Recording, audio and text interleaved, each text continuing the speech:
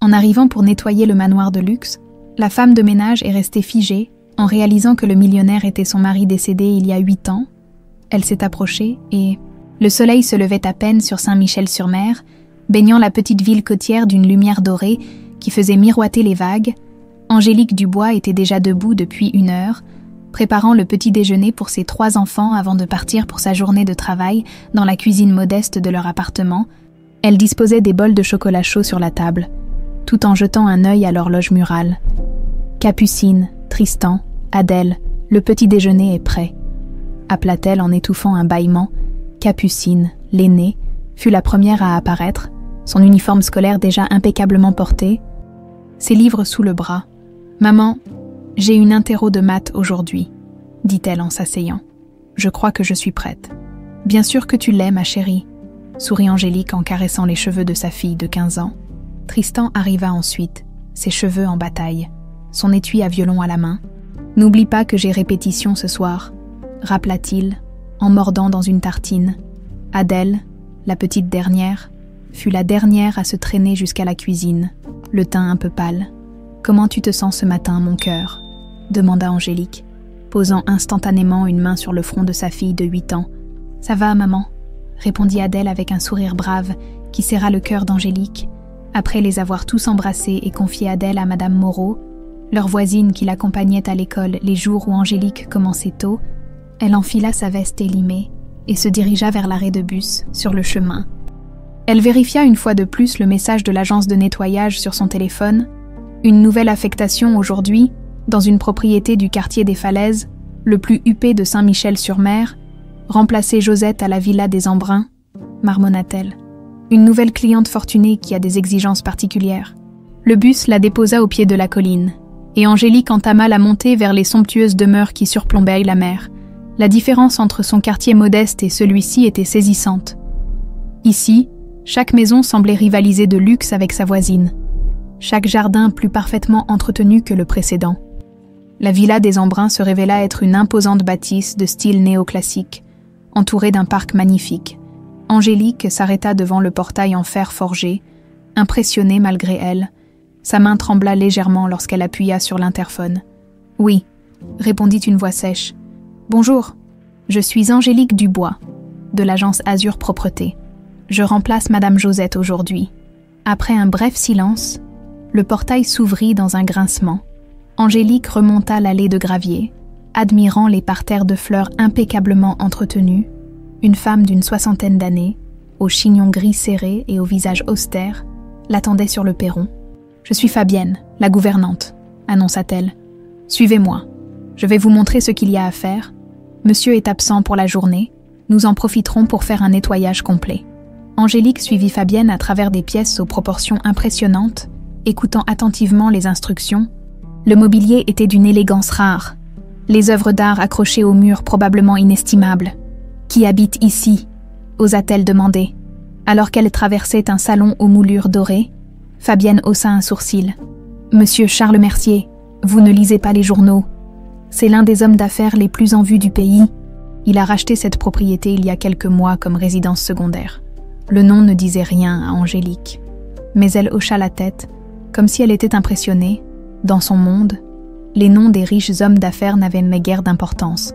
Après avoir reçu ses instructions, Angélique se mit au travail, commençant par les chambres à l'étage.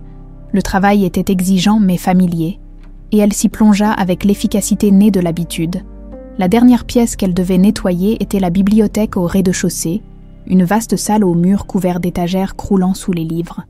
Elle venait de commencer à dépoussiérer les rayonnages lorsqu'elle entendit la porte d'entrée s'ouvrir, suivie de pas rapides dans le couloir, avant qu'elle n'ait pu réagir.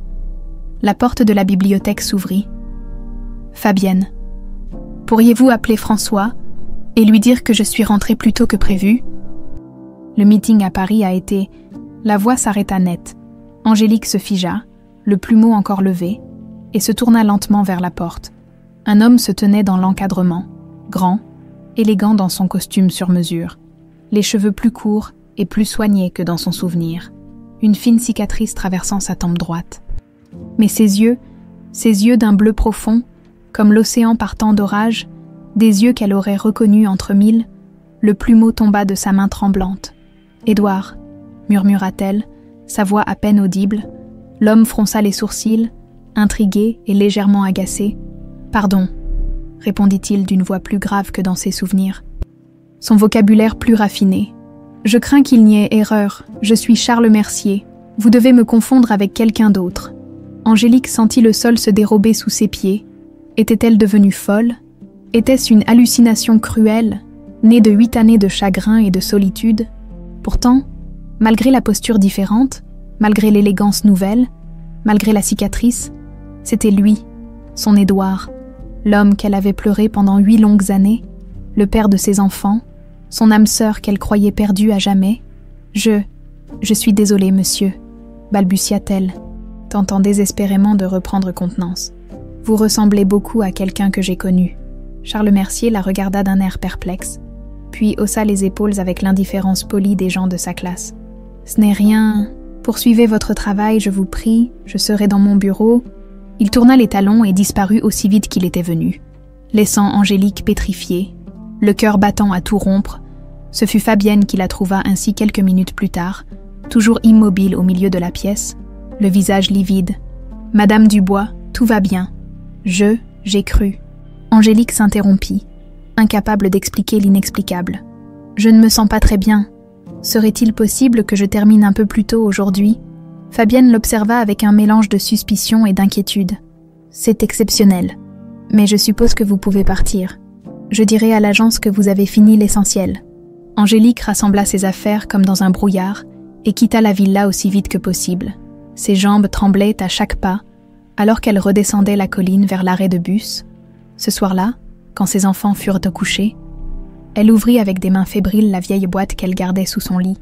Elle en sortit des photos jaunies, des lettres d'amour au coin corné et l'alliance d'Édouard retrouvée dans les débris de son bateau, sous la lumière crue de sa lampe de chevet. Elle scruta le visage souriant de son mari sur leur photo de mariage, puis sur celle prise à la naissance de Capucine. Ses yeux, c'étaient les mêmes. Ses lèvres, c'étaient les mêmes. Aucun doute n'était possible. Charles Mercier et Édouard Laurent étaient une seule et même personne. Mais comment était-ce possible? Et pourquoi ne l'avait-il pas reconnu? Angélique ne dormit pas cette nuit-là. Son esprit tournait en boucle, rejouant sans cesse la scène de la bibliothèque. À l'aube, les yeux brûlants de fatigue, elle prit une décision. Elle devait en avoir le cœur net. Après avoir préparé les enfants pour l'école, elle s'installa devant l'ordinateur familial, un modèle ancien et lent que Capucine utilisait pour ses devoirs. Ses doigts s'y tremblaient légèrement lorsqu'elle tapa « Charles Mercier » dans la barre de recherche. Des dizaines d'articles s'affichèrent. Elle cliqua sur le premier, qui présentait le parcours de l'homme d'affaires. Charles Mercier, le prodige de l'industrie navale, annonçait le titre. Arrivé comme par miracle dans le monde des affaires il y a 7 ans, ce discret cousin éloigné de feu Rémi Mercier a transformé l'entreprise familiale en leader européen. 7 ans, exactement le temps écoulé depuis la disparition d'Édouard, Angélique fit défiler l'article, cherchant une photo, il n'y en avait qu'une, de mauvaise qualité, montrant Charles Mercier de dos lors d'une inauguration. Elle passa à un autre article, puis à un autre. Les photos étaient rares, toujours prises de loin ou de profil. « Il évite les caméras », murmura-t-elle. Pourquoi un homme aussi puissant serait-il si discret? Elle fouilla plus profondément, remontant aux premiers articles mentionnant Charles Mercier. Le plus ancien datait d'il y a 7 ans, annonçant l'arrivée d'un cousin éloigné pour reprendre les rênes de l'Empire Mercier après le décès soudain de Rémi. Aucune trace de Charles Mercier avant cette date, comme s'il était apparu de nulle part, ou comme s'il était né d'un naufrage. Angélique se souvenait parfaitement de cette nuit terrible. La tempête qui s'était abattue sur la côte, imprévisible et violente. Édouard qui avait insisté pour tester son nouveau système de navigation, assurant qu'il serait rentré avant le pire, l'attente interminable, l'appel des gardes-côtes à l'aube, les débris retrouvés, les recherches infructueuses. Le petit bateau avait été retrouvé fracassé contre les rochers. De son mari, aucune trace, juste son alliance, coincée dans une fissure de la coque. « Maman !» Angélique sursauta. Capucine se tenait dans l'encadrement de la porte, son cartable à la main. « Tu n'es pas encore partie pour le travail ?» demanda l'adolescente, sourcils froncés. « J'y vais, ma chérie. J'avais juste quelque chose à vérifier. Tout va bien. Tu as l'air bizarre. » Angélique força un sourire. Tout va bien. Des soucis de planning, c'est tout. N'oublie pas de récupérer Adèle chez Madame Moreau après l'école. Une fois seule, elle retourna à ses recherches sur un forum local. Elle découvrit une discussion sur les Mercier, avec mention d'un grave accident qu'aurait subi Charles peu avant son arrivée dans l'entreprise familiale. Un accident qui l'aurait laissé défiguré, d'après certaines rumeurs, écrivait un internaute. Pas défiguré, corrigea un autre. J'ai un cousin qui travaille au siège. Charles Mercier a juste une grosse cicatrice à la tempe. Apparemment, il aurait perdu une partie de sa mémoire dans l'accident. Angélique sentit son cœur s'accélérer.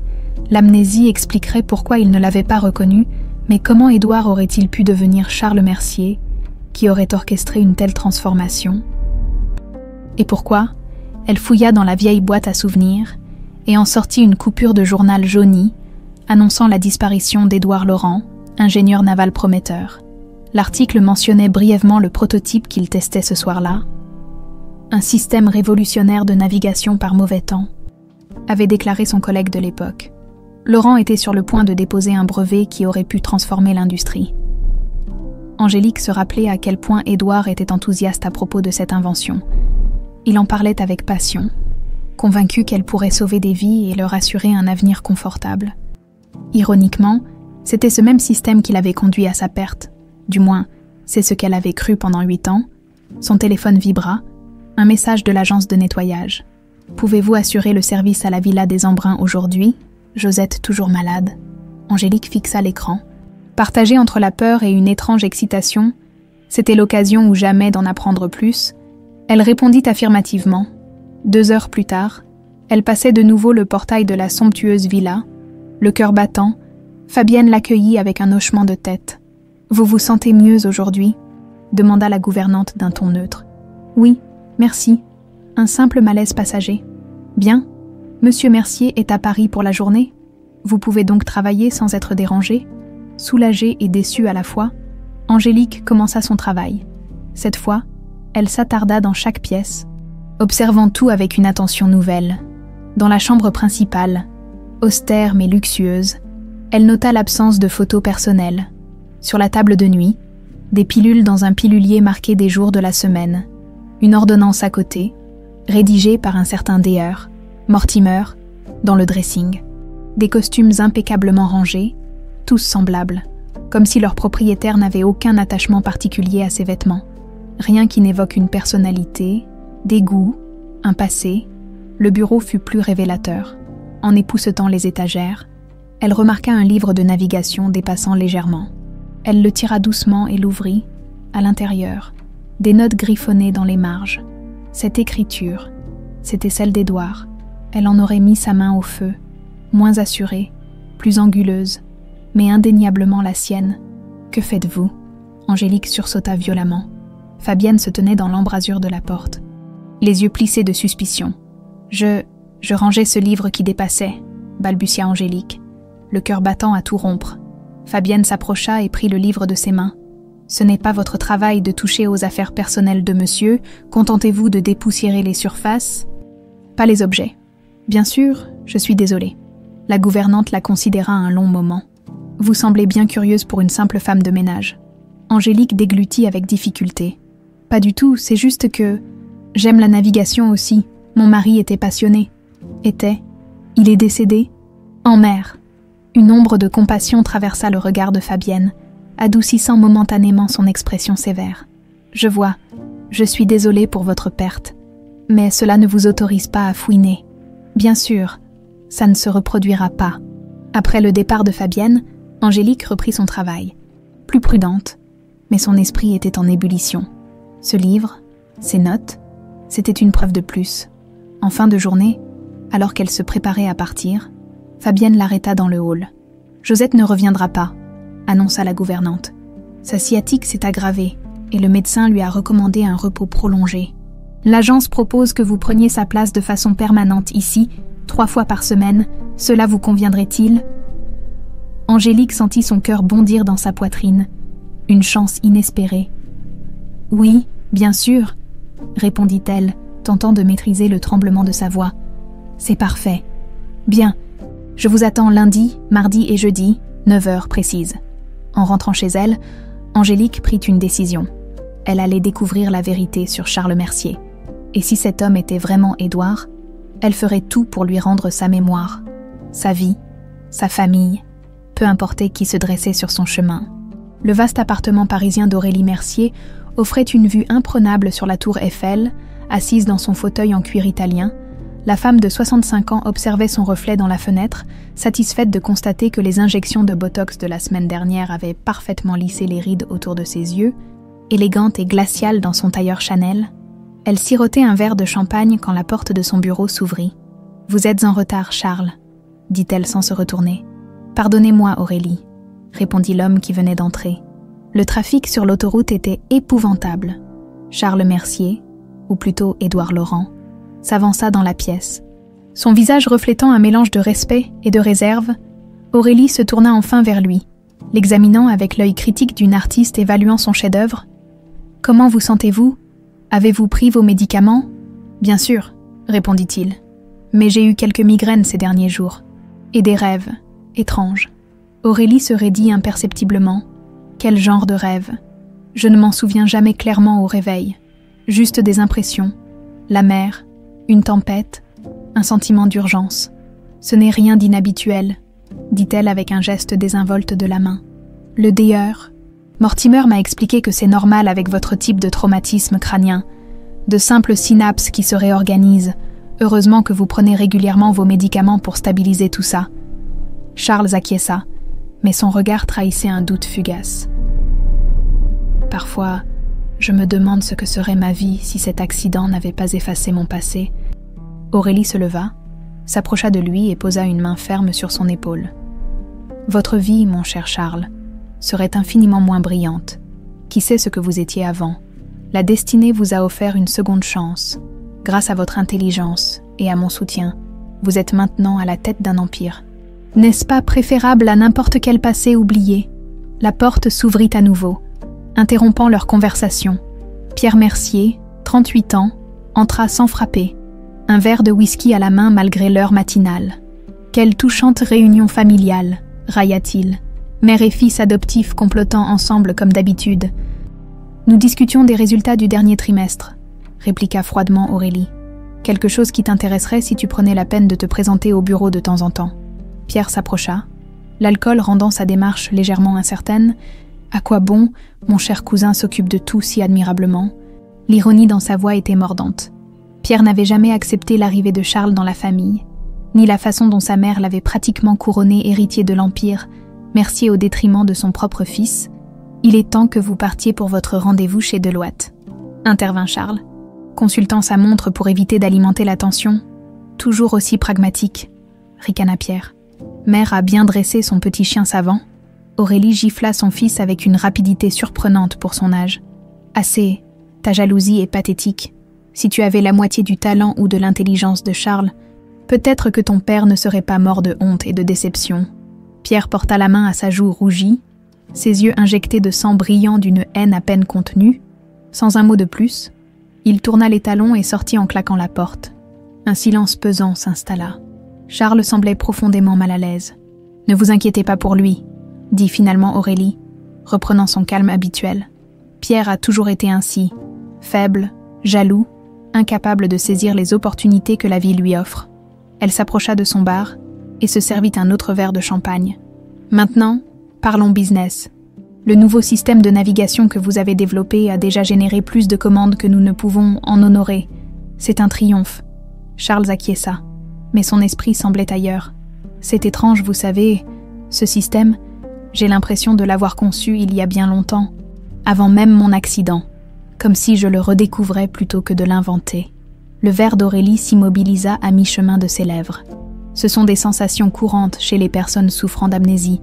Le DR, Mortimer appelle ça des faux souvenirs, des constructions mentales que le cerveau fabrique pour combler les vides. Elle consulta sa montre avec une désinvolture étudiée. D'ailleurs, il ne devrait plus tarder. Votre consultation mensuelle, vous vous souvenez ? Charles fronça les sourcils. Je croyais que c'était la semaine prochaine. Non, c'est aujourd'hui. C'est important de maintenir la régularité de votre traitement. Charles, vous ne voudriez pas de complications, n'est-ce pas ? À peine avait-elle prononcé ces mots que la porte s'ouvrit sur un homme d'une 50aine d'années, grand et mince, à l'allure austère. « Dogger, Mortimer, pile à l'heure », sourit Aurélie. « Je vous laisse avec Charles. » Elle sortit, refermant soigneusement la porte derrière elle. Dans le couloir, son sourire disparut instantanément. Elle sortit son téléphone et composa un numéro. « Lafond, c'est moi. J'ai besoin que vous enquêtiez sur la nouvelle femme de ménage à la villa des Embruns, Angélique Dubois. Quelque chose me dérange chez elle. » À Saint-Michel-sur-Mer, Angélique terminait sa journée à la villa. En époussetant le salon, elle remarqua Fabienne qui rangeait discrètement des photos dans un tiroir à l'approche d'Angélique. La gouvernante sortit précipitamment, prétextant un appel à passer. Curieuse, Angélique attendit que Fabienne soit loin pour ouvrir le tiroir. Il contenait plusieurs cadres retournés. Elle en souleva un. C'était une photo de Charles Mercier lors d'une cérémonie officielle. Sur une autre, il serrait la main du ministre de l'économie. « Qu'est-ce que vous cherchez exactement ?» Angélique sursauta. Fabienne était revenue silencieusement et l'observait depuis le seuil. Les bras croisés. « Je rangeais », balbutia Angélique, en ouvrant un tiroir fermé. « Vous mentez très mal, Madame Dubois. » Fabienne s'avança, ferma le tiroir d'un coup sec et fit face à Angélique. « Cela fait 2 fois que je vous surprends à fouiner. La prochaine fois, je devrais en informer Monsieur Mercier. » Angélique sentit la panique monter. Perdre ce poste signifierait perdre sa seule chance de comprendre ce qui était arrivé à Édouard. « S'il vous plaît, ne faites pas ça, » plaida-t-elle. « J'ai vraiment besoin de ce travail, mes enfants. » Quelque chose dans sa détresse sembla toucher Fabienne. La gouvernante l'étudia un long moment, puis soupira. « Écoutez, je ne sais pas ce que vous cherchez, mais vous jouez un jeu dangereux. Cette maison, cette famille. Il y a des choses que vous ne comprenez pas. Que voulez-vous dire ?» Fabienne hésita. « Rien. Oubliez ça. Mais faites votre travail. » « Rien que votre travail, si vous tenez à le garder. » Alors que Fabienne s'éloignait, Angélique remarqua qu'elle avait laissé tomber une photo. Elle la ramassa discrètement et la glissa dans sa poche. Ce soir-là, une fois les enfants couchés, elle examina la photo à la lumière de sa lampe. C'était un cliché d'une équipe d'ingénieurs, probablement pris lors d'un salon professionnel. Au second rang, à moitié caché par d'autres personnes, se trouvait un visage qu'elle aurait reconnu entre mille. Édouard, plus jeune, souriait à l'objectif, et sur le visage d'Édouard, quelqu'un avait tracé un cercle rouge au marqueur. Angélique retourna la photo. Au dos, une date, 6 mois avant sa disparition, et un nom, Équipe Mercier Technologie, Salon de Monaco. Le lien entre Édouard et les Mercier existait donc avant le naufrage. Ce n'était pas une coïncidence. Quelque chose de bien plus sinistre était à l'œuvre. Une semaine s'était écoulée depuis qu'Angélique avait découvert la photo. Chaque jour passé à la villa des Embruns renforçait sa conviction. Charles Mercier était bien Édouard Laurent, son mari qu'elle croyait mort depuis 8 ans. Maintenant, elle devait trouver un moyen de réveiller sa mémoire. Ce matin-là, en arrivant à la villa, elle portait dans son sac un petit flacon de l'aftershave qu'Édouard utilisait autrefois. L'odeur, selon les articles qu'elle avait lus sur l'amnésie, pouvait être un puissant déclencheur de souvenirs. « Monsieur Mercier est dans son bureau », l'informa Fabienne. « Il travaille sur un projet important. Évitez de le déranger. » Angélique hocha la tête et commença par nettoyer les pièces de l'étage. Quand elle passa près du bureau, elle ralentit, écoutant le bruit de touches de clavier. Son cœur s'accéléra. Édouard tapait toujours avec 2 doigts, à un rythme particulier qu'elle reconnaîtrait entre 1000. Elle versa quelques gouttes de l'aftershave sur un chiffon et, prétextant de dépoussiérer le couloir, passa lentement devant la porte entrebâillée du bureau. L'odeur se répandit subtilement. À l'intérieur, Charles s'interrompit dans sa tâche, fronça les sourcils et leva la tête. Comme troublé, il huma l'air, puis se massa les tempes, l'air soudain préoccupé. Angélique s'éloigna rapidement, le cœur battant. Au déjeuner, elle observa discrètement Charles depuis la cuisine où elle prenait son repas avec le personnel. Il semblait distrait, irritable. « Il est comme ça depuis ce matin », murmura Thomas, le vieux jardinier, à Fabienne. « Je l'ai vu par la fenêtre. Il fixait la mer pendant des heures. Ce sont ses migraines, » répondit Fabienne. « Elles empirent. Édouard aussi souffrait de migraines, » se rappela Angélique. C'était lié à une légère malformation cardiaque dont il avait hérité. L'après-midi, Angélique poursuivit son plan. Dans la bibliothèque, elle remarqua que Charles avait l'habitude de jouer du piano sur le magnifique Steinway qui ornait un coin de la pièce. Elle glissa discrètement une partition dans la pile. Clair de lune, de Debussy, le morceau préféré d'Édouard, celui qu'il jouait le jour où ils s'étaient rencontrés, 2 jours plus tard, elle l'entendit jouer ce morceau, hésitant d'abord, puis avec une assurance croissante, comme si ses doigts se souvenaient d'une chorégraphie longtemps oubliée. Chez les Dubois, Capucine observait sa mère avec une inquiétude grandissante. Quelque chose avait changé. Angélique rentrait tard, passait des heures sur l'ordinateur à rechercher des informations sur l'amnésie et les Mercier, et sursautait chaque fois que le nom de cette famille était mentionné à la télévision. Ce soir-là, alors qu'Angélique préparait le dîner, Capucine l'interrogea directement. « Maman, qu'est-ce qui se passe ? Tu agis bizarrement depuis quelques semaines. » Angélique faillit laisser tomber la casserole qu'elle tenait. « Qu'est-ce que tu veux dire ?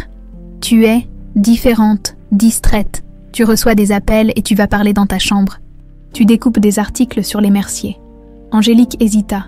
Comment expliquer à sa fille de 15 ans qu'elle soupçonnait son père d'être vivant, devenu un autre homme, sans mémoire de sa famille ? « C'est compliqué, ma chérie. C'est lié à mon travail. Tu travailles pour les Mercier maintenant. » Angélique soupira. Capucine était trop perspicace pour être dupée longtemps. « Oui, à la Villa des Embruns. C'est pour ça que tu fais des recherches sur eux, pour impressionner ton patron. Quelque chose comme ça. » Sourit faiblement Angélique. « Ne t'inquiète pas, tout va bien. » Capucine n'insista pas. Mais Angélique pouvait voir qu'elle n'était pas convaincue.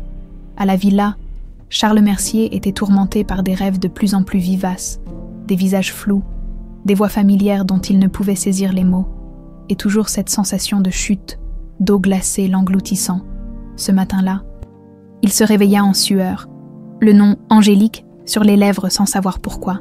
Cette sensation étrange le poursuivit toute la journée, comme un mot sur le bout de la langue qu'on ne parvient pas à prononcer. En fin d'après-midi, alors qu'il travaillait dans la bibliothèque, il remarqua la femme de ménage qui époussetait les étagères. Quelque chose dans sa silhouette, dans sa façon de bouger, éveillait en lui un écho lointain. « Excusez-moi », dit-il soudain. Angélique se figea, puis se tourna lentement. « Oui, monsieur. Votre nom. C'est bien Angélique, n'est-ce pas ?» Son cœur manqua un battement. « Oui, Angélique Dubois. » Charles la regarda intensément, comme s'il cherchait quelque chose dans son visage. « Nous sommes-nous déjà rencontrés avant... Je veux dire, avant que vous ne commenciez à travailler ici ? Je ne crois pas, monsieur. » Elle détestait mentir, mais c'était trop tôt. Le forcer à se souvenir pourrait le perturber profondément. Les articles qu'elle avait lus sur l'amnésie étaient motoformels. Les souvenirs devaient revenir naturellement. « C'est étrange, » murmura Charles. « Votre nom me semble familier. Peut-être l'avez-vous entendu quelque part, » suggéra-t-elle, la gorge nouée. « Ce n'est pas un nom rare. » Il hocha la tête. Peu convaincu, sans doute. Après son départ, Angélique s'appuya contre l'étagère, tremblante. Il commençait à se souvenir. Son plan fonctionnait. Plus tard, alors qu'elle polissait l'argenterie dans la salle à manger, elle entendit des éclats de voix provenant du bureau. Charles et Aurélie Mercier, arrivés de Paris 1 heure plus tôt, se disputaient. « Ces rêves ne signifient rien », s'exclamait Aurélie. « C'est ton imagination. Le docteur Mortimer l'a confirmé. »« Et si ce n'était pas le cas ?» répliqua Charles. « Si c'était des fragments de ma vie d'avant. J'ai le droit de savoir qui j'étais. Tu étais un homme sans importance, sans talent particulier. C'est maintenant que tu es devenu quelqu'un. Comment pouvez-vous en être si sûr ? Vous m'avez toujours dit que vous ne me connaissiez pas avant l'accident. » Un silence, puis la voix d'Aurélie, soudain doucereuse. « Je cherchais simplement à t'épargner des déceptions. Charles, ton passé n'était pas glorieux. C'est pour ça que le docteur Mortimer a suggéré qu'il valait mieux ne pas essayer de le récupérer. J'aimerais décider par moi-même, » insista Charles. « Tu n'es pas en état, » s'emporta Aurélie. « Tes migraines empirent, tes crises d'angoisse reviennent. Tu as besoin de stabilité, pas de remuer un passé trouble. » Angélique s'éloigna silencieusement, mais elle en avait assez entendu. Aurélie Mercier mentait, elle connaissait parfaitement le passé d'Édouard et faisait tout pour le garder enfoui. Quand Angélique rentra ce soir-là, elle trouva un message de Fabienne sur son répondeur. « Rendez-vous demain à 8 heures au Café du Port.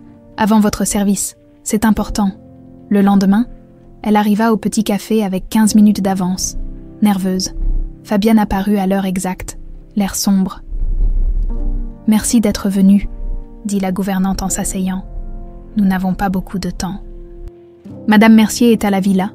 Pourquoi ce rendez-vous » Fabienne sortit de son sac une enveloppe et la fit glisser vers Angélique. « J'ai vu comment vous regardez Monsieur Mercier, et j'ai remarqué que vous avez pris cette photo. » Angélique pâlit. « Je peux expliquer.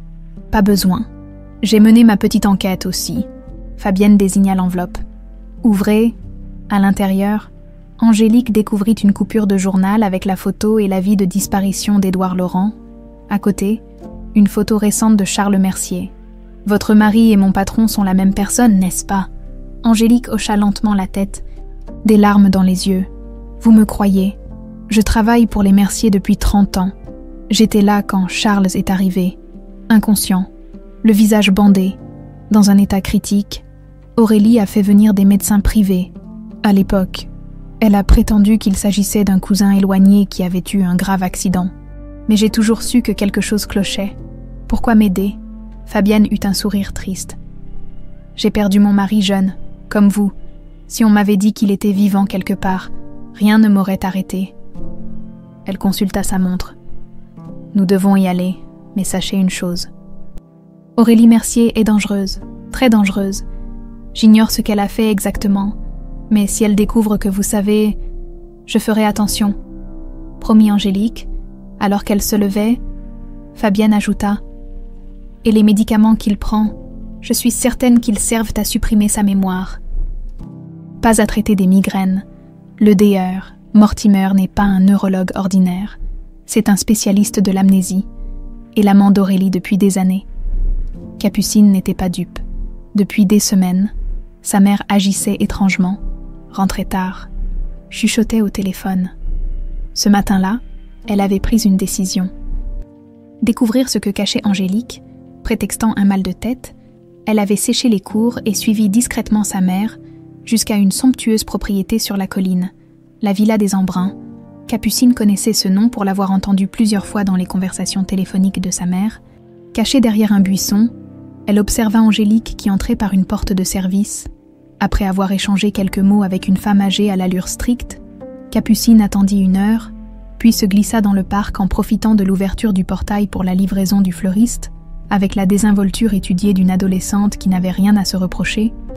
Elle contourna la maison, cherchant un moyen d'y pénétrer discrètement. Sa chance se présenta quand elle aperçut une fenêtre entr'ouverte au rez-de-chaussée, se hissant sur la pointe des pieds. Elle jeta un coup d'œil à l'intérieur. C'était un bureau luxueux, heureusement vide, sans hésiter. Elle se faufila par l'ouverture et atterrit silencieusement sur un épais tapis persan. La pièce sentait le cuir et le bois précieux, des étagères couvertes de livres reliés en cuir, un bureau imposant en acajou, des objets d'art disséminés avec goût. Capucine examina rapidement les lieux, cherchant un indice sur le lien entre cet endroit et sa mère, sur le bureau. Plusieurs cadres photos étaient disposés. L'un d'eux montrait un homme élégant serrant la main du président de la République. Capucine s'approcha et frissonna. Cet homme, quelque chose dans son visage lui était étrangement familier. Soudain, elle entendit des pas dans le couloir. Paniquée, elle se cacha derrière un lourd rideau de velours. La porte s'ouvrit et 2 personnes entrèrent. « Je ne comprends pas pourquoi vous insistez pour venir ici, mère », dit une voix masculine. « Le siège social à Paris est bien plus pratique. Je tiens à surveiller personnellement l'avancement du projet Delta », répondit une voix de femme, tranchante comme une lame. « Terressante, distraction m'inquiète, Charles. Mes migraines, vous voulez dire. Le docteur Mortimer assure qu'elles sont normales. Pas seulement tes migraines, tes questions aussi, cette soudaine obsession pour ton passé. » Un silence, puis la voix de l'homme. Plus basse. « N'est-ce pas naturel de vouloir savoir qui l'on était ? Ce que tu étais avant n'a aucune importance, » s'exclama la femme avec une colère à peine contenue. « C'est ce que tu es maintenant qui compte. » Un bruit de papier qu'on manipule, puis la voix de la femme à nouveau, plus douce, presque mielleuse. « Tu devrais te reposer, Charles. Tu sembles fatigué. J'ai demandé à Fabienne de préparer ton médicament. Je n'en veux pas aujourd'hui. » Ne sois pas ridicule. Le docteur Mortimer a été très clair. Sans traitement, tes migraines pourraient dégénérer en crise grave. Je connais les risques. Un soupir exaspéré. Comme tu voudras, mais n'oublie pas que nous avons le gala de charité dans 2 semaines. Je compte sur toi pour être en pleine forme. Capucine entendit des bruits de pas qui s'éloignaient, puis la porte qui se refermait. Elle attendit quelques secondes avant d'oser jeter un œil hors de sa cachette. L'homme était seul, debout devant la fenêtre, contemplant la mer. De dos, sa silhouette éveillait en elle un étrange sentiment de déjà-vu. Il se retourna soudain, et Capucine se figea, retenant son souffle. Il s'approcha du bureau, prit un cadre et le regarda longuement. Puis il ouvrit un tiroir, en sortit un carnet et commença à écrire. Après quelques minutes, il quitta la pièce, laissant le carnet ouvert sur le bureau. Capucine sortit lentement de sa cachette. Elle s'approcha du bureau et jeta un coup d'œil au carnet. C'était une sorte de journal, rempli d'une écriture nerveuse. Quelques lignes attirèrent son attention. Encore ses rêves. Une femme, des enfants, une maison près de la mer, différente de celle-ci, plus modeste, mais pleine de vie. Et ce nom qui me hante, Angélique, est-ce mon imagination ou des souvenirs réels? Le souffle coupé, Capucine leva les yeux vers le cadre que l'homme avait regardé. C'était une photo d'équipe, visiblement prise lors d'un événement professionnel. Au second rang, un visage était entouré d'un cercle rouge. Un visage qu'elle connaissait bien qu'elle ne l'ait vu que sur des photos depuis ses 7 ans. Le visage de son père, Édouard Laurent. Tremblante, elle sortit son téléphone et prit une photo du journal et du cliché encadré. Puis elle entendit des pas qui revenaient et se précipita vers la fenêtre, s'échappant aussi discrètement qu'elle était entrée. Père Sébastien terminait de ranger les livres de catéchisme quand Angélique entra dans la petite église de Saint-Michel. Comme chaque jeudi, elle venait un peu avant l'heure de la messe. Mais cette fois, son visage portait les marques d'une profonde agitation. « Bonjour, mon enfant », l'accueillit le prêtre avec un sourire bienveillant. « Vous semblez troublé. Père, j'ai besoin de vos conseils », murmura Angélique. Ils s'assirent dans un banc au fond de l'église, baignés par la lumière colorée filtrant à travers les vitraux. Angélique hésita, puis se lança. « Si vous découvriez qu'une personne que vous pensiez morte depuis des années était en fait vivante, mais ne se souvenait pas de vous, que feriez-vous » Père Sébastien la regarda attentivement. Avant de devenir prêtre, il avait été psychologue. Et cette double formation lui donnait une perspicacité rare. « Cette question me semble bien spécifique pour être hypothétique, Angélique. » Elle baissa les yeux. « C'est compliqué. Vous parlez d'Édouard, n'est-ce pas ?» Angélique leva vers lui un regard stupéfait. « Comment ?»« Je suis peut-être un homme d'église, mais je ne suis pas aveugle. » sourit Père Sébastien. « Depuis quelques semaines, vous êtes transformé, comme si une flamme éteinte s'était rallumée en vous. Et il y a cette nouvelle résidence sur la colline, cette famille Mercier dont tout le monde parle. Vous êtes au courant ?» Père Sébastien hocha la tête. Les rumeurs circulent vite dans une petite ville. Et j'ai bien connu Rémi Mercier, le défunt patriarche, un homme dur en affaires, pas toujours scrupuleux. Sa veuve, Aurélie, l'est encore moins. « Elle retient mon mari », murmura Angélique. « Elle le drogue pour qu'il ne se souvienne pas de son passé. » Le prêtre resta silencieux un moment, pesant ses mots. « Ce que vous suggérez est grave. Angélique, avez-vous des preuves? Des soupçons, des indices? La ressemblance physique, bien sûr, mais aussi des petits détails. Sa façon de jouer du piano, son écriture, ses goûts qui ressurgissent. Et puis il y a Fabienne, la gouvernante, qui m'aide maintenant. Soyez prudente, conseilla Père Sébastien. Si ce que vous dites est vrai, Aurélie Mercier ne reculera devant rien pour protéger ses secrets. Que dois-je faire? Si je lui révèle tout d'un coup, le choc pourrait être dangereux, mais chaque jour qui passe est un jour volé à notre famille. La mémoire est délicate, Angélique. Elle ne peut être forcée, mais elle peut être guidée, doucement réveillée par des stimuli familiers, des odeurs, des sons, des objets significatifs. Angélique hocha la tête. C'est ce que j'essaie de faire, subtilement. Continuez ainsi, mais n'oubliez pas que l'homme qu'il est devenu n'est peut-être plus exactement celui que vous avez connu. 8 ans. C'est long. Angélique allait répondre quand son téléphone vibra.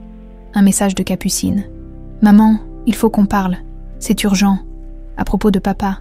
Quand Angélique rentra, Elle trouva sa fille assise à la table de la cuisine, pâle et déterminée. « Comment as-tu découvert ?» demanda Angélique. Après que Capucine lui eut montré les photos prises dans le bureau. « Je t'ai suivi, je savais que tu me cachais quelque chose. » Angélique prit les mains de sa fille. « Je voulais être sûre avant de vous en parler. C'est tellement incroyable. C'est vraiment lui, papa est vivant. » Les yeux de Capucine brillaient d'espoir et de confusion. « Oui, mais il ne se souvient pas de nous, pas encore. » Capucine sortit son téléphone et montra à sa mère la photo du journal intime. « Il rêve de toi, maman. Il écrit ton nom. » Angélique sentit son cœur s'emballer. Ses souvenirs reviennent, malgré les médicaments. Alors qu'est-ce qu'on attend? Allons lui dire la vérité. Ce n'est pas si simple, ma chérie. Son esprit est fragile. Et cette femme, Aurélie Mercier, elle est dangereuse. Capucine serra les poings. Je ne laisserai personne nous voler papa une seconde fois. À cet instant, Thomas, le vieux jardinier des Merciers, apparut sur le seuil de leur porte. « Madame Dubois », appela-t-il, essoufflé. « Fabienne m'envoie. Il s'est passé quelque chose à la villa. Monsieur Mercier a fait un malaise après avoir trouvé une vieille photo dans un livre. Il n'arrêtait pas de répéter un nom, le vôtre. Il se repose maintenant. » murmura Fabienne, guidant Angélique vers la chambre de Charles. Le docteur Mortimer lui a donné un sédatif. Madame Mercier l'a fait venir en urgence de Paris. Angélique suivit la gouvernante à travers les couloirs silencieux de la villa. La nuit était tombée, et seules quelques lampes tamisées éclairaient leur chemin. « Comment avez-vous expliqué ma présence à Madame Mercier ?» chuchota Angélique. « Je lui ai dit que vous étiez venu récupérer votre salaire, vu les circonstances. Elle était trop préoccupée par l'état de Charles pour s'en soucier. » Fabienne s'arrêta devant une porte en bois sombre et posa un doigt sur ses lèvres. « Elle est repartie pour Paris il y a 1 heure, après avoir demandé au médecin de rester pour la nuit. Heureusement, j'ai pu convaincre ce dernier d'aller se reposer dans l'aile des invités. » Elle ouvrit doucement la porte. Dans la vaste chambre plongée dans la pénombre, Charles Mercier, ou plutôt Édouard Laurent, dormait d'un sommeil agité. Angélique s'approcha, le cœur battant. Même après 8 ans, même avec ce visage marqué par une cicatrice, c'était bien l'homme qu'elle avait épousé. « Que s'est-il passé exactement ?» demanda-t-elle à voix basse. « Il lisait dans la bibliothèque » expliqua Fabienne. « C'est un vieux livre qu'il a sorti des étagères du fond. À l'intérieur, il y avait une photographie qui est tombée. Je ne l'ai pas vue, mais d'après ce que j'ai compris, c'était une photo de vous. » Angélique fronça les sourcils, perplexe. Comment une photo de moi aurait-elle pu se retrouver ici? Je n'en ai aucune idée, peut-être une coïncidence. Ou peut-être quoi? Peut-être que Monsieur Mercier n'est pas aussi amnésique qu'on le croit. Peut-être qu'une partie de lui se souvient, ou du moins cherche à se souvenir. Angélique observa le visage endormi de son mari. Ses traits étaient crispés, comme s'il luttait contre quelque chose. Même dans son sommeil, elle se pencha, et avec une tendresse infinie, effleura sa joue du bout des doigts. À ce contact, Édouard s'agita et murmura quelque chose d'incompréhensible. Puis, distinctement, Angélique. Elle sentit des larmes monter à ses yeux. Il se souvenait d'elle, quelque part au fond de lui.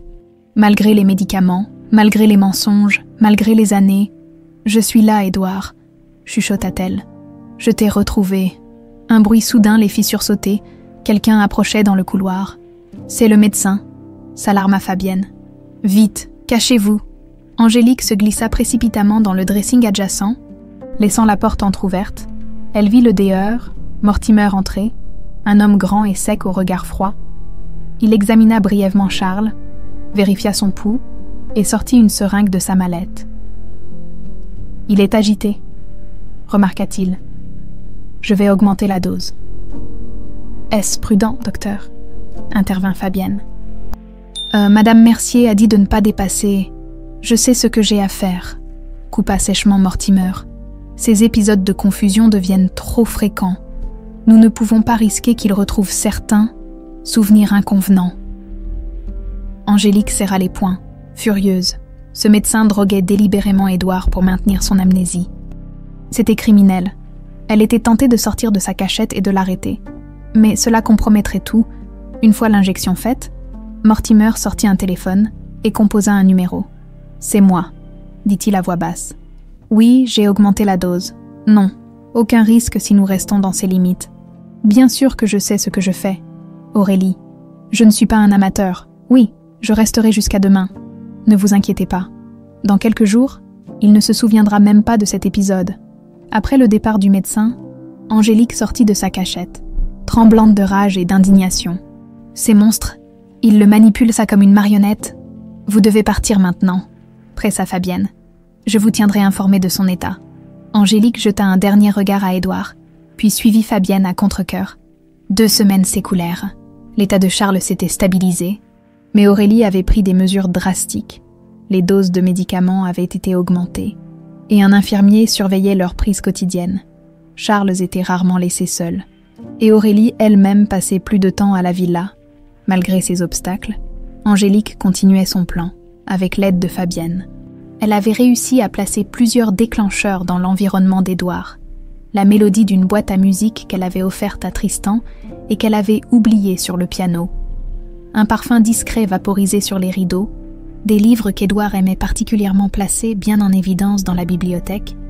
Pendant ce temps, Capucine avait mené sa propre enquête. Avec l'aide de Thomas, le jardinier, elle avait découvert que la société Mercier avait connu des difficultés financières majeures juste avant l'arrivée providentielle de Charles. Sa mère lui avait interdit d'approcher la villa, mais l'adolescente était déterminée à aider. « Maman, j'ai une idée !» annonça-t-elle un soir alors que toute la famille était réunie pour dîner. Le gala de charité des Merciers a lieu samedi. Toute la ville en parle. « Et alors ?» demanda Angélique, servant des légumes à Adèle. « Je pourrais y jouer », intervint Tristan avec enthousiasme. « Mon professeur de piano dit que je suis prêt pour une performance publique. » Angélique leva les yeux, surprise. « Comment pourrais-tu y jouer ? C'est un événement privé, très select. » « Justement, » poursuivit Capucine, « j'ai vu sur leur site qu'ils recherchaient de jeunes talents locaux pour animer la soirée. »« J'ai proposé Tristan. »« Tu as fait quoi ?» s'exclama Angélique. « Ne t'inquiète pas. J'ai utilisé le nom de Madame Moreau comme contact. Elle est d'accord pour nous aider. Ils ont accepté. Tristan jouera pendant la réception. » Angélique était partagée entre l'inquiétude et l'espoir. « C'est dangereux. Capucine, si Aurélie Mercier découvre qui vous êtes, elle ne le saura pas, assura Capucine. Nous serons prudents et pense à l'impact que ça pourrait avoir sur papa. La musique est un puissant déclencheur de mémoire. Tu l'as dit toi-même. Tristan, qui n'avait pas été mis dans la confidence complète, semblait simplement ravi de pouvoir jouer devant un public prestigieux. Je jouerai la sonate que papa aimait tant. Angélique réfléchit intensément. C'était risqué, mais peut-être leur meilleure chance. D'accord. Mais je veux être présente aussi. Thomas dit que le traiteur cherche encore du personnel pour servir. Dit Capucine avec un sourire malicieux. J'ai pris la liberté de soumettre ton CV. Le soir du gala arriva. La villa des Embruns brillait de 1000 feux, illuminée par des lanternes disposées dans le parc et le long de l'allée principale. Les voitures de luxe défilaient, déposant l'élite locale et régionale, venue soutenir la fondation caritative des entreprises Mercier. Dans les cuisines, Angélique, vêtue de l'uniforme noir et blanc du service, écoutait les dernières instructions du chef. Son cœur battait si fort qu'elle craignait qu'on puisse l'entendre. Fabienne lui avait fait un rapide signe de tête en la croisant, confirmant que tout était en place. Tristan, quant à lui, attendait dans une petite pièce adjacente au grand salon, révisant une dernière fois ses partitions. Il était magnifique dans son costume de concert, ses cheveux soigneusement coiffés pour l'occasion. À 21h précises, Charles Mercier monta sur l'estrade installée dans le grand salon. Élégant dans son smoking, il prononça un discours sur l'importance de soutenir les jeunes talents locaux, en parfait maître de cérémonie, de son poste près du buffet. Angélique l'observait avec un mélange de fierté et de douleur. Il avait cette assurance qu'Édouard possédait déjà, mais affinée, poli par des années dans les hautes sphères. « Et maintenant, » annonça Charles, j'ai le plaisir de vous présenter un jeune pianiste de grand talent, Tristan Moreau. Tristan s'avança vers le piano à queue installé au centre de la pièce. Il s'inclina brièvement devant l'assemblée, puis s'assit et posa ses doigts sur les touches. Les premières notes de la sonate s'élevèrent, pures et cristallines. Cette mélodie, Édouard l'avait composée lui-même pour Angélique, le jour de leur mariage, une pièce qu'il n'avait jamais publiée, qu'il jouait uniquement pour sa famille.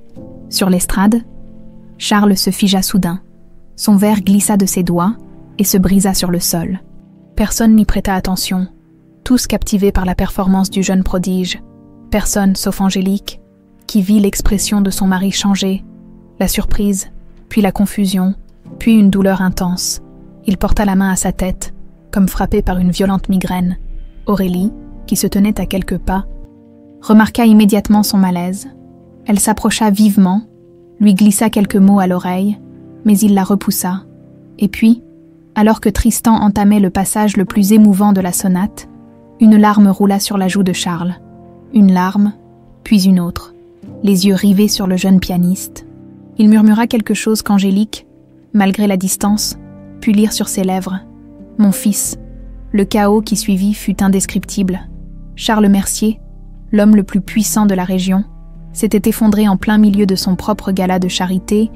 Des murmures inquiets parcouraient la foule des invités, tandis qu'Aurélie, avec une efficacité glaçante, prenait le contrôle de la situation. « Mesdames et messieurs, je vous prie de nous excuser », annonça-t-elle d'une voix ferme. « Mon fils souffre d'une légère indisposition due au surmenage. Le Dürer Mortimer s'occupe de lui.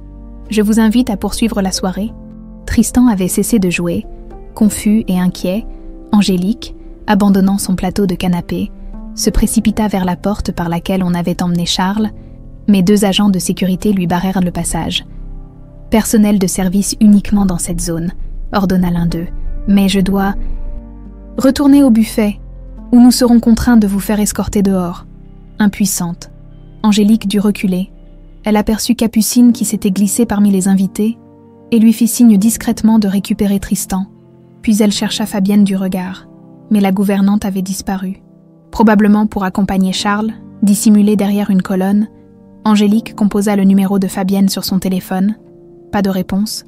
Elle tenta à nouveau, l'angoisse montant en elle. Cette fois, la gouvernante décrocha en chuchotant. « Il est dans sa chambre. » Mortimer lui a injecté un sédatif puissant. Aurélie est furieuse.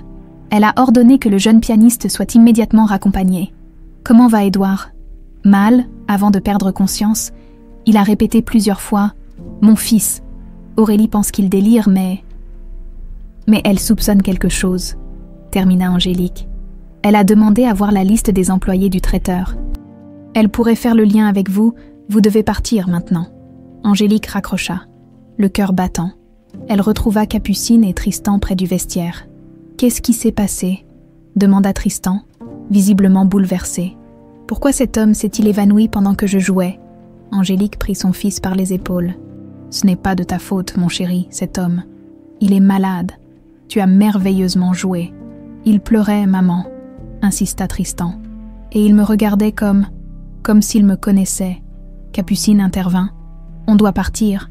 J'ai entendu cette femme, Aurélie, demander qui nous étions. » Ils quittèrent précipitamment la villa.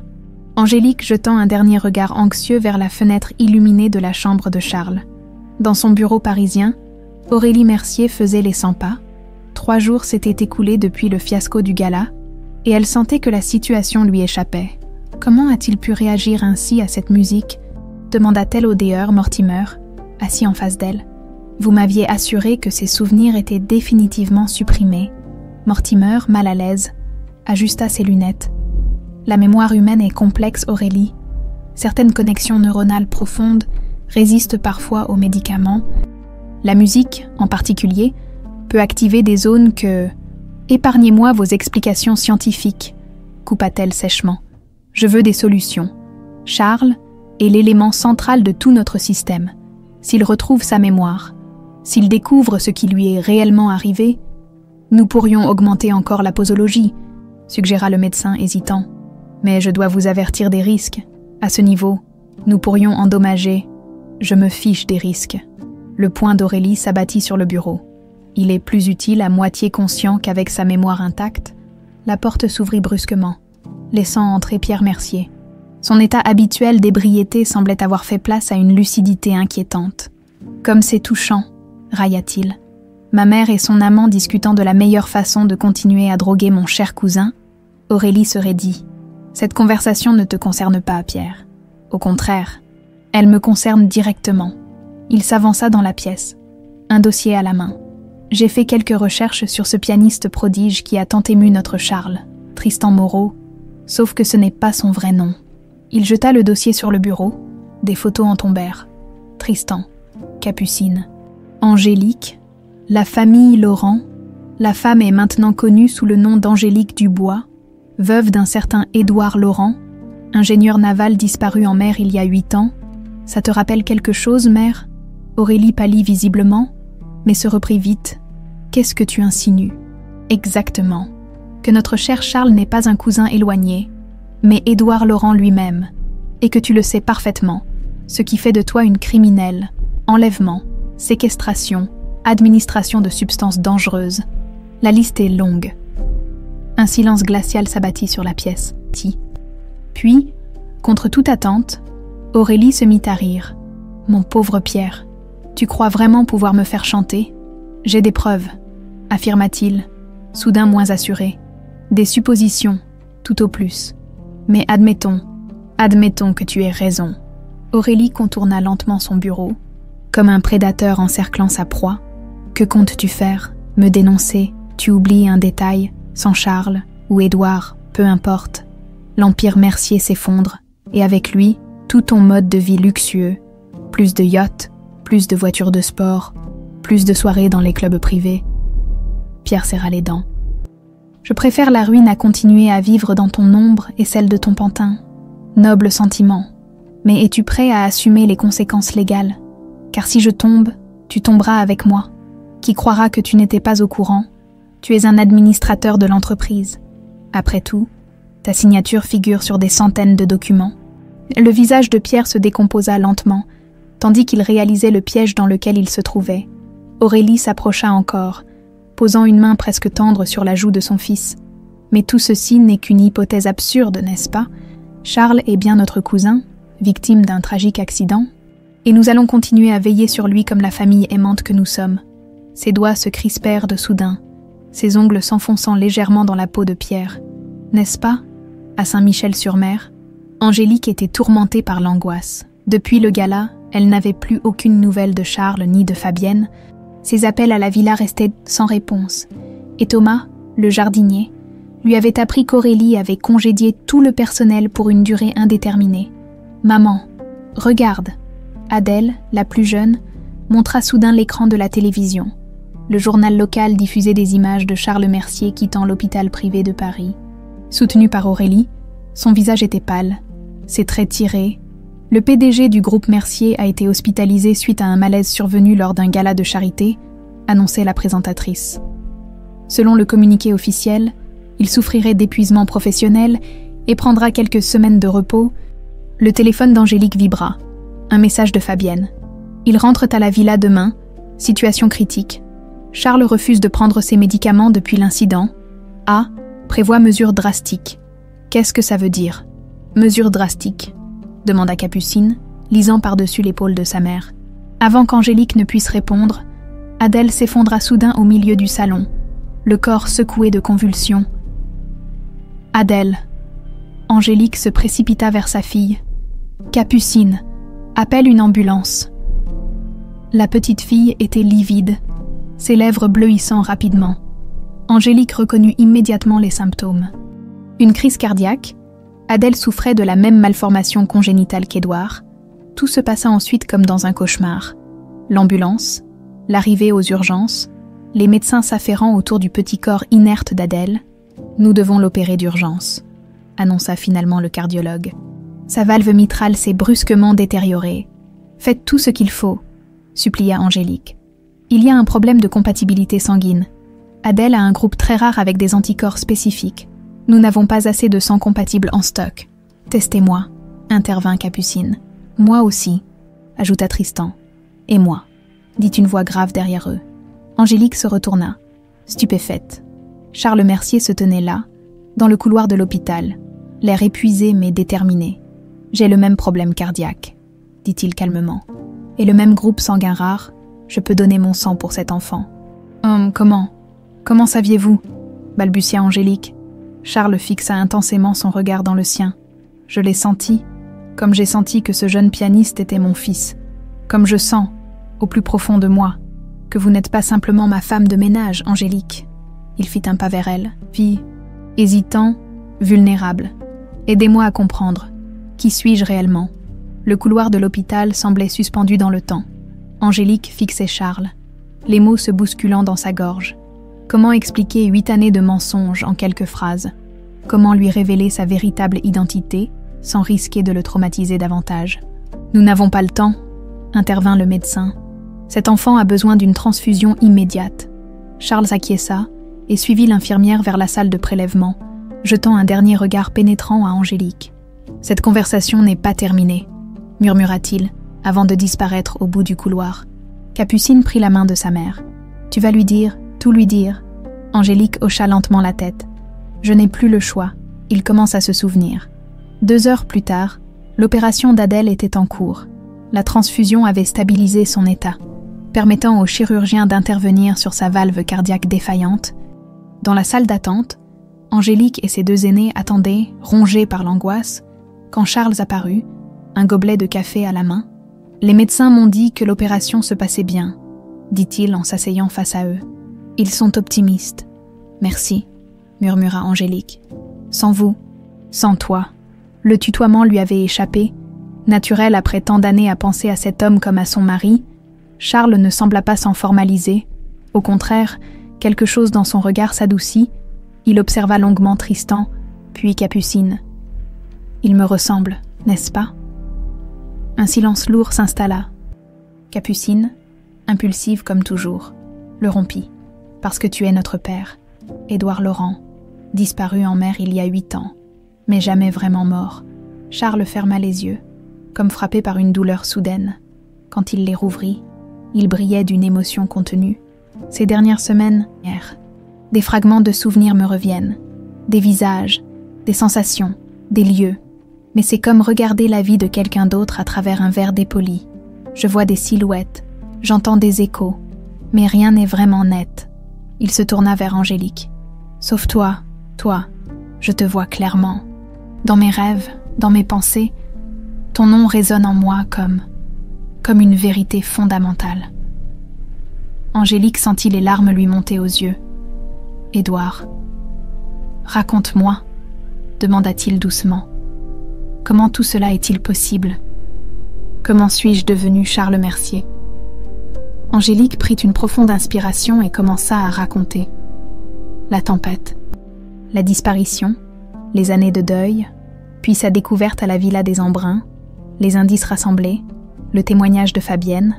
Charles l'écoutait intensément, son visage reflétant tour à tour l'incrédulité, la colère, la douleur. « Cette femme, Aurélie, elle m'a volé ma vie, » murmura-t-il avec une rage contenue. « Elle m'a séparé de ma famille pendant 8 ans. » « Il y a plus ?» intervint Capucine. « D'après ce que Thomas, le jardinier, a découvert, ton invention, le système de navigation, c'est ce qu'il voulait. Il paraît que Rémi Mercier avait envoyé des hommes pour te convaincre de vendre ta technologie, mais quelque chose a mal tourné pendant la tempête. Et quand Aurélie t'a trouvé amnésique, elle a vu une opportunité, » compléta Angélique. « Un ingénieur brillant qu'elle pouvait contrôler, qui pourrait développer la technologie qu'il convoitait. » Charles se leva brusquement et marcha jusqu'à la fenêtre. Dos à eux.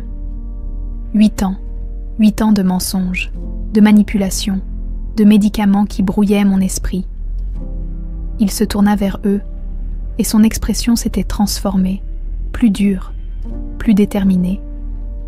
Et pendant tout ce temps, j'ai fait prospérer leur empire basé sur le vol de ma propre technologie. À cet instant, son téléphone vibra. Il regarda l'écran et son visage se durcit encore. « Aurélie, elle doit se demander où je suis passée. Tu ne peux pas y retourner ?» s'exclama Capucine. « Elle va recommencer à te droguer. » Charles réfléchit rapidement. « Je dois y retourner, au contraire, Wade. Si je disparais maintenant, elle se doutera de quelque chose. Et je dois récupérer certains documents, des preuves. » « Quelles preuves ?» demanda Angélique. « Depuis quelques mois, j'avais des doutes, des impressions étranges. Des rêves récurrents. J'ai commencé à enquêter discrètement sur mon propre passé. J'ai embauché un détective privé. « Tu savais » souffla Angélique, stupéfaite. « Je soupçonnais que quelque chose n'allait pas. Je ne savais pas quoi exactement. Le détective a découvert des incohérences dans mon prétendu passé. Aucune trace de Charles Mercier avant mon accident. Mais il n'avait pas fait le lien avec Édouard Laurent. Il s'approcha d'Angélique et prit doucement ses mains dans les siennes. Je vais retourner à la villa, prétendre que tout va bien, récupérer les documents et transférer des fonds sur un compte que j'ai créé secrètement. C'est trop dangereux, protesta Angélique. J'ai passé 8 ans à jouer un rôle sans le savoir. Je peux le faire consciemment pendant quelques jours encore. Dans son bureau parisien, Aurélie raccrochait son téléphone, furieuse. Charles ne répondait pas. Il avait quitté la villa sans prévenir, et personne ne savait où il était allé. Vérifiez les hôpitaux, ordonna-t-elle à l'assistant qui se tenait devant elle. Il pourrait avoir eu une rechute. L'homme sortit précipitamment, laissant Aurélie seule avec ses pensées. Les événements prenaient une tournure qu'elle n'avait pas prévue. D'abord ce malaise lors du gala, puis le refus des médicaments, et maintenant cette disparition. Son téléphone sonna à nouveau. C'était Lafont, l'enquêteur privé qu'elle avait engagé. « J'ai les informations que vous m'avez demandées sur Angélique Dubois », annonça-t-il sans préambule. Son vrai nom est Angélique Laurent, veuve d'Édouard Laurent, ingénieur naval disparu en mer il y a 8 ans. 3 enfants, Capucine, Tristan et Adèle. La petite dernière est actuellement hospitalisée à Saint-Michel pour un problème cardiaque. Aurélie sentit son sang se glacer. Depuis quand ? Depuis ce matin, une ambulance l'a emmenée en urgence. Et Charles Mercier, avez-vous vérifié s'il s'y trouvait aussi ? Un silence. Non, mais je peux me renseigner immédiatement. Faites-le, et envoyez-moi tout ce que vous avez sur cette famille. Après avoir raccroché, Aurélie ouvrit son tiroir et en sortit un dossier médical, celui d'Édouard Laurent, qu'elle conservait précieusement depuis 8 ans. Elle l'avait étudié en détail avec Mortimer pour élaborer le traitement qui maintiendrait l'amnésie, une malformation cardiaque congénitale, héréditaire dans certains cas. Si la fille d'Édouard souffrait du même problème, il était possible que... Son téléphone sonna à nouveau. C'était encore Lafont. Charles Mercier est bien à l'hôpital de Saint-Michel. Il a donné son sang pour la petite Adèle Dubois. Leur groupe sanguin rare est compatible. Aurélie raccrocha sans un mot de plus. La situation était critique. Si Charles découvrait sa véritable identité, tout son empire s'écroulerait. Les actions illégales, les malversations, la fraude, tout pourrait être exposé. Elle composa rapidement un numéro. « Pierre, c'est moi. Nous avons un problème. Charles a retrouvé sa famille. »« Et alors ?» répondit la voix traînante de son fils. « Ce n'est pas ce que tu craignais depuis des années. Ne sois pas stupide.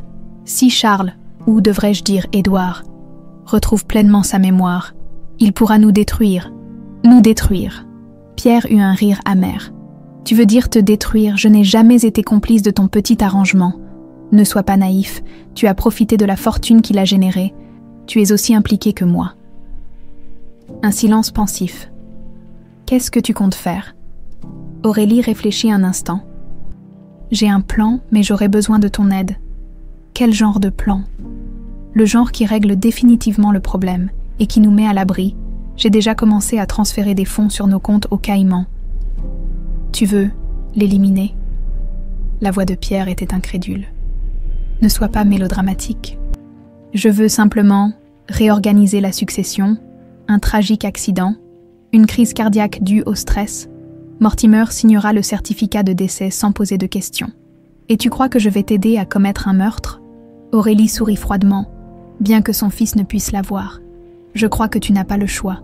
Soit tu m'aides, soit tu coules avec moi. » Il y eut un long silence. Puis, « Très bien. Que dois-je faire ? Rejoins-moi à la villa demain soir. Charles y sera revenu d'ici là. Il est trop attaché à ses précieuses responsabilités pour les abandonner même maintenant. » Après avoir raccroché, après avoir... Aurélie ouvrit son ordinateur et commença à rédiger un communiqué de presse, prêt à être publié. C'est avec une profonde tristesse que nous annonçons le décès soudain de Charles Mercier. Adèle était hors de danger. Après 5 jours à l'hôpital, les médecins avaient autorisé son retour à la maison. Avec des recommandations strictes de repos, la petite fille l'était encore pâle, mais son sourire avait retrouvé sa vivacité habituelle. Charles, ou plutôt Édouard, car c'était ainsi qu'il se considérait désormais, même si de larges zones d'ombre persistaient dans sa mémoire, était revenu à la villa des Embruns comme prévu. Il jouait la comédie, prétendant avoir eu un simple moment de faiblesse à l'hôpital, acceptant même de reprendre ses médicaments sous l'œil vigilant d'Aurélie, sauf qu'il ne les avalait pas réellement. Fabienne l'aidait discrètement à les dissimuler. Chaque jour, son esprit s'éclaircissait davantage, et des fragments de son passé ressurgissaient, des anniversaires avec les enfants, des promenades sur la plage avec Angélique, son travail sur le système de navigation. Ce soir-là, la villa était exceptionnellement calme. Aurélie était retournée à Paris dans la journée pour une réunion urgente. Emmenant avec elle le doueur, Mortimer, Édouard en avait profité pour fouiller méthodiquement le bureau privé d'Aurélie, auquel il avait finalement accès grâce à une clé dérobée par Fabienne. Ce qu'il y découvrit dépassait ses pires craintes. Des dossiers médicaux, le sien, établi sous le nom d'Édouard Laurent, avec des annotations détaillées sur le traitement amnésique administré, des rapports de détectives privés qui avaient surveillé Angélique et les enfants pendant des années, et pire encore, des documents prouvant que Rémi Mercier avait délibérément fait couler son bateau cette nuit de tempête, après que ses hommes de main aient échoué à le convaincre de céder sa technologie. Mais la découverte la plus bouleversante était un vieux dossier jauni, le brevet original du système de navigation marine qui avait fait la fortune des Mercier 40 ans plus tôt. Un brevet déposé par Louis Laurent, son propre grand-père, et acquis dans des circonstances mystérieuses par les Mercier après sa mort dans la misère. Un vol qui dure depuis 2 générations, murmura Édouard. Atterré, il photographia méthodiquement tous les documents avec son téléphone, puis les remit en place. Il sortait silencieusement du bureau quand son portable vibra. Un message d'Angélique. Urgent. Aurélie rentre ce soir. Pas demain. Thomas vient de la voir arriver à la gare avec Pierre. Fais attention. Édouard fronça les sourcils. Pourquoi ce retour précipité? Et pourquoi avec Pierre, qu'Aurélie tenait habituellement à distance des affaires importantes? Il descendit rapidement à la cuisine où Fabienne préparait le dîner. « Ils arrivent !» dit-il simplement. La gouvernante se figea. Ce n'était pas prévu. Madame Mercier devait rester à Paris jusqu'à demain soir. Quelque chose a changé. Je ne sais pas quoi. Mais je n'aime pas ça. Vous devriez partir maintenant, suggéra Fabienne, inquiète. Rejoindre votre famille. Édouard secoua la tête. Pas encore. J'ai presque terminé les transferts de fonds et il y a d'autres documents que je dois récupérer dans le coffre de mon bureau. Des preuves de malversation que j'ai accumulées à l'insu d'Aurélie. Au moins, soyez prudent. Cette femme est dangereuse. Édouard remonta dans son bureau et ouvrit son ordinateur. Il termina rapidement le transfert d'une somme importante vers le compte secret qu'il avait ouvert sous un nom d'emprunt, puis s'attaqua au coffre-fort dissimulé derrière un tableau. Il venait d'en extraire une clé USB et plusieurs dossiers quand il entendit une voiture s'arrêter devant la villa. Il rangea précipitamment les documents dans sa mallette et referma le coffre. Replaçant le tableau juste à temps, la porte d'entrée s'ouvrit, des voix résonnèrent dans le hall. Aurélie et Pierre, visiblement en pleine discussion animée, Édouard inspira profondément et descendit les escaliers, composant sur son visage l'expression de courtoisie distante qu'il avait perfectionnée au fil des ans. « Aurélie, Pierre, quelle surprise !» dit-il en arrivant dans le hall. « Je vous croyais à Paris jusqu'à demain. » Aurélie lui sourit, mais ce sourire n'atteignait pas ses yeux. « Charles, mon cher, j'étais inquiète pour ta santé, ces migraines, ce malaise lors du gala. J'ai pensé qu'il valait mieux que je revienne veiller sur toi. » « Très touchant, » commenta Pierre avec une ironie à peine voilée. Il semblait nerveux, agité, lançant des regards furtifs autour de lui. « Fabienne prépare le dîner, » indiqua Édouard. « Nous pourrons discuter tranquillement. » Excellente idée. Aurélie posa sa main gantée sur son bras. « Mais avant, pourrais-tu m'accorder quelques minutes dans ton bureau? J'ai des documents importants à te montrer. » Piège évident, pensa Édouard. Mais il acquiesça avec un sourire. « Bien sûr. Pierre se joint à nous. »« Bien entendu, » répondit Aurélie, avant que son fils ne puisse protester. Le trio monta silencieusement à l'étage. Dans le bureau, Aurélie referma soigneusement la porte derrière eux. « Alors, ces documents ?» demanda Édouard, feignant la curiosité. Aurélie sourit froidement. « Il n'y a pas de documents, Charles. Ou devrais-je dire, Édouard. » Le silence qui suivit était assourdissant. Édouard maintint son expression neutre. Malgré la tempête d'émotions qui l'agitait intérieurement, « Je ne comprends pas, » dit-il posément. « Ne jouons pas à ce petit jeu, » coupa Aurélie. « Je sais que tu as retrouvé ta précieuse famille. Je sais que tu as donné ton sang à ta fille. Je sais que ta mémoire revient. » Elle ouvrit son sac et en sortit un petit pistolet qu'elle pointa nonchalamment vers lui. « Ce qui est regrettable, vraiment, nous formions une équipe si efficace. » Édouard jeta un coup d'œil à Pierre, qui se tenait en retrait, visiblement mal à l'aise. « Et maintenant, vous allez me tuer. C'est le plan, oui, » confirma Aurélie avec une désinvolture glaçante. Une crise cardiaque. Diagnostiqué par le fidèle Deyer, Mortimer, tragique mais pas surprenant vu ton état de santé fragile. Et ensuite, vous pensez vraiment pouvoir vous en tirer? Bien sûr, les fonds sont déjà transférés. Pierre et moi disparaîtrons pour une nouvelle vie à l'étranger, tandis que l'Empire Mercier s'effondrera, une fin plutôt poétique. Tu ne trouves pas? Édouard sourit légèrement. Vous avez oublié un détail, ou ignoré une information capitale. Ah oui. Aurélie haussa un sourcil sceptique. À cet instant, la porte du bureau s'ouvrit brusquement. Angélique se tenait là, accompagnée de Fabienne, Thomas, Père Sébastien, et à la surprise générale, Capucine et Tristan. « Qu'est-ce que... » commença Aurélie, son arme vacillant légèrement.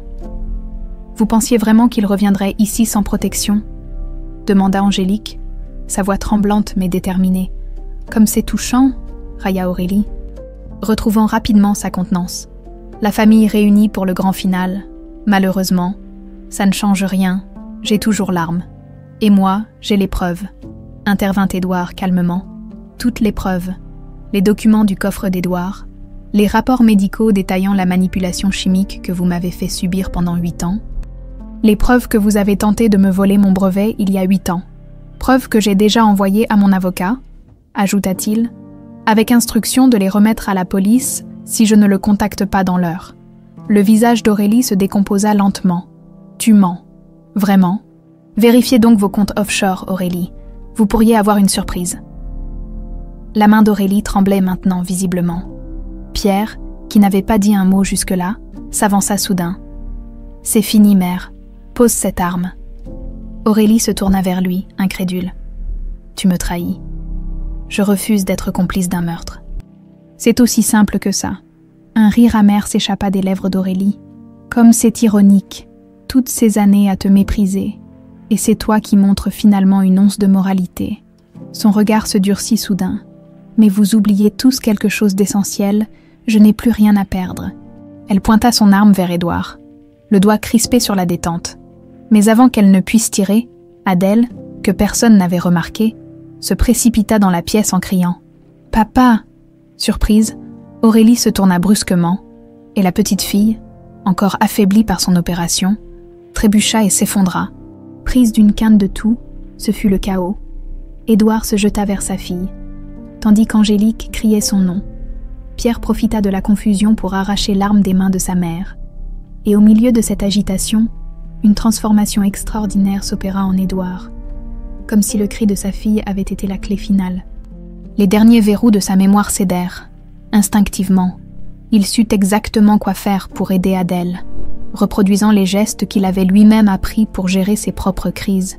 « Respire doucement, ma puce », murmurait-il en la tenant contre lui. « Comme ça. Rappelle-toi ce que je t'ai montré quand tu étais toute petite. » Et le plus étonnant, c'est qu'Adèle, malgré son jeune âge et les années écoulées, semblait se souvenir aussi. Elle calqua sa respiration sur celle de son père, et peu à peu, la crise s'apaisa. Face à cette scène, Aurélie restait figée, son masque de froideur enfin brisé. Pour la première fois, une émotion authentique transparaissait sur son visage. Non pas du remords, mais une sorte de stupéfaction mêlée d'envie. « Comment est-ce possible ?» murmura-t-elle. « Après tout ce temps, après tous ces médicaments, ce lien devrait être détruit. » Édouard leva les yeux vers elle, tenant toujours sa fille dans ses bras. « Certaines choses sont plus fortes que vos drogues. Aurélie, plus fortes que vos mensonges, plus fortes que le temps lui-même. » Il se releva lentement. Adèle blottit contre lui, et fit face à la femme qui avait volé 8 années de sa vie. « Et maintenant, nous allons avoir une conversation très sérieuse sur votre avenir, Aurélie Mercier. » Le soleil se levait sur Saint-Michel-sur-Mer, baignant la petite chapelle d'une lumière dorée. 6 mois s'étaient écoulés depuis la confrontation à la villa des Embruns. 6 mois de transformation, de guérison, de retrouvailles. Édouard Laurent se tenait devant le miroir de la petite sacristie, ajustant sa cravate avec des doigts légèrement tremblants. Son reflet lui renvoyait l'image d'un homme transformé, plus le PDG impeccable que tous craignaient, ni l'ingénieur insouciant d'autrefois, quelque chose entre les deux, peut-être. Un homme marqué par l'épreuve, mais rendu plus fort par celle-ci. Nerveux, demanda Père Sébastien en entrant. Un peu, admit Édouard avec un sourire. C'est étrange de se marier avec sa propre épouse après tant d'années. Je dirais plutôt que c'est un miracle, répondit doucement le prêtre. Un miracle, oui, comme tant d'autres qui avaient jalonné ces derniers mois. Le miracle de sa mémoire retrouvée. Le miracle d'Adèle qui se remettait parfaitement de son opération. Le miracle de cette famille brisée qui se reconstruisait peu à peu. La porte s'ouvrit à nouveau, et Tristan entra, élégant dans son costume, tenant une grande enveloppe. « Les derniers papiers sont arrivés, papa », annonça-t-il. L'avocat a tout finalisé, la Fondation Laurent est officiellement créée. Édouard prit l'enveloppe et en examina brièvement le contenu. « Parfait. Je signerai tout ça après la cérémonie. »« Tu es sûr pour Aurélie ?» demanda Tristan, hésitant. Après tout ce qu'elle a fait, Édouard posa une main sur l'épaule de son fils. « Je suis sûr. La haine et la vengeance ont déjà causé trop de souffrance. Il est temps de briser ce cycle. » Dans la petite maison des Laurent, Angélique mettait la dernière touche à sa tenue. Elle avait choisi une simple robe ivoire, élégante sans être ostentatoire. Capucine arrangeait des fleurs sauvages dans ses cheveux, tandis qu'Adèle tournoyait dans sa robe de demoiselle d'honneur. « Tu es magnifique, maman », murmura Capucine, les yeux brillants d'émotion. Angélique sourit à sa fille dans le miroir. « Merci, ma chérie, pour tout, sans ton courage, ton intuition. Ne pleure pas, tu vas ruiner ton maquillage. » La taquina Capucine, essuyant elle-même une larme. Un léger coup à la porte les interrompit. C'était Fabienne, impeccable dans un tailleur bleu marine. « La voiture est prête », annonça-t-elle. « Et je voulais vous donner ceci avant que nous partions. » Elle tendit à Angélique un petit écrin en velours. À l'intérieur, reposait une délicate chaîne en or avec un pendentif en forme de vague. « C'était à mon mari » expliqua Fabienne. « Un marin comme Édouard. Il disait que les vagues nous ramènent toujours à bon port, même après les pires tempêtes. Je pense qu'il aurait voulu que vous l'ayez. » Émue, Angélique laissa Fabienne attacher le bijou autour de son cou. Ces 6 derniers mois, l'ancienne gouvernante était devenue bien plus qu'une amie, presque une mère pour elle, comblant un vide qu'elle portait depuis l'enfance. « Merci », murmura-t-elle, « pour tout. » La petite chapelle était remplie, mais pas de la haute société que Charles Mercier aurait invitée.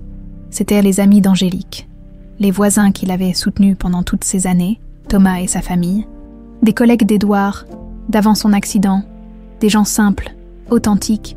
Quand Angélique remonta l'allée au bras de Monsieur Moreau, leur voisin de toujours, les regards n'étaient pas fixés sur sa robe ou sa coiffure, mais sur l'amour qui illuminait son visage. Édouard l'attendait devant l'autel, flanqué de Tristan comme témoin. Leurs yeux se rencontrèrent, et 8 années de séparation semblèrent s'évaporer en un instant. La cérémonie fut simple, émouvante. Lorsqu'ils échangèrent leurs vœux, ce n'étaient pas des promesses pour l'avenir, mais une célébration de ce qui avait déjà survécu. Un amour plus fort que l'oubli, plus résistant que les manipulations, plus durable que le temps lui-même. Ce que Dieu a uni, que l'homme ne le sépare point, déclara Père Sébastien, et cette fois, personne ne le ferait. La réception avait lieu dans le jardin de leur nouvelle maison, ni l'appartement modeste d'Angélique, ni la froide opulence de la villa des Embruns, mais un compromis harmonieux, une demeure chaleureuse avec vue sur la mer, assez grande pour leur famille reconstituée, et les amis qui allaient et venaient. Sous la tonnelle décorée de lanternes et de fleurs sauvages, Édouard prit la parole. « Je voudrais tous vous remercier d'être là aujourd'hui. Certains d'entre vous m'ont connu comme Édouard, d'autres comme Charles. La vérité est que je suis un peu des deux maintenant. Ces 8 années ne peuvent être effacées, et je ne le souhaite pas. Elles font partie de mon voyage. » Il leva son verre vers Angélique. Mais le cœur de ce voyage, c'est cette femme extraordinaire qui n'a jamais cessé de me chercher, qui a cru en moi quand je ne savais même plus qui j'étais, puis vers ses enfants, et ces 3 merveilleux jeunes gens qui m'ont accueilli à nouveau dans leur vie avec une générosité qui me bouleverse. Son regard balaya l'assemblée, s'arrêtant un instant sur Pierre, assis à l'écart, sobre et étonnamment humble. Je voudrais aussi remercier ceux qui ont fait preuve de courage quand il le fallait, qui ont choisi la vérité malgré les risques. Finalement, il sortit une enveloppe de sa poche. « J'ai une annonce à faire. Aujourd'hui marque non seulement notre réunion familiale officielle, mais aussi la naissance de la Fondation Laurent. Son objectif sera double. Aider les familles séparées par des tragédies à se retrouver et financer la recherche sur les maladies cardiaques congénitales comme celle dont souffre Adèle. » Des applaudissements éclatèrent, mais Édouard leva la main pour les apaiser. Cette fondation a été rendue possible par un accord avec Aurélie Mercier. Un murmure surpris parcourut l'assistance.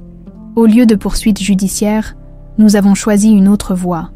Aurélie a accepté de céder la majorité de ses actions et de reconnaître publiquement que la technologie originale avait été développée par mon grand-père, Louis Laurent, en échange.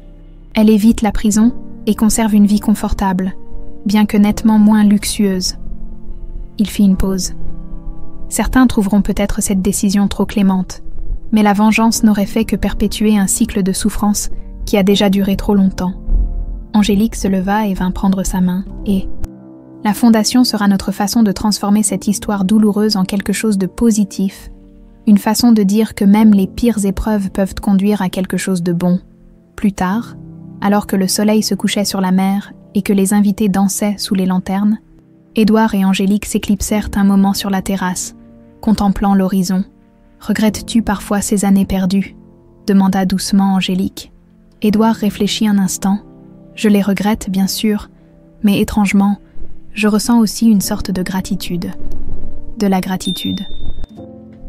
Pour la leçon qu'elles m'ont enseignée, que même dans l'oubli le plus profond, certaines choses demeurent, que l'amour laisse une empreinte que rien ne peut effacer, pas même la manipulation chimique du cerveau. » Il se tourna vers elle, caressant tendrement sa joue. « Dans mes rêves, même quand je ne savais pas qui tu étais, je te cherchais. C'est ce que je retiens de toute cette histoire. Non pas 8 ans de perte, mais la preuve que ce que nous partageons transcende la mémoire elle-même. » Au loin, ils entendaient le rire d'Adèle, la musique que jouait Tristan, la voix de Capucine racontant leur histoire à des amis, leur famille, enfin réunie. « Sais-tu quelle est ma plus grande découverte en tant qu'ingénieur ?» murmura Édouard. « Dis-moi, que la technologie la plus sophistiquée du monde ne peut rivaliser avec la force d'un cœur qui se souvient, même quand l'esprit a oublié. » Il l'attira contre lui, et ensemble,